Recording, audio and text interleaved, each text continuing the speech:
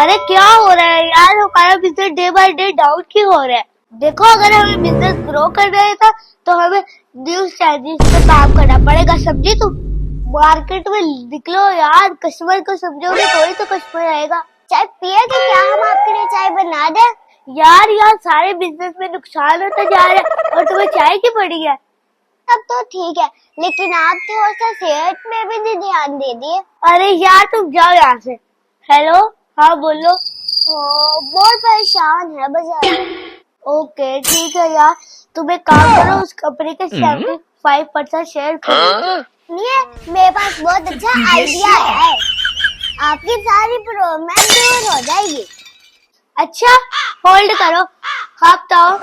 एक काम करे, रिक्शा निकाले और उसको किराए पे दे दिए।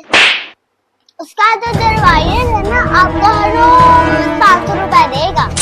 महीने के हो गए 15,000 और आपने 3 रिक्शे ले लिए, उसको भी किराए पे दे दिया तो महीने का 45,000 बनेगा।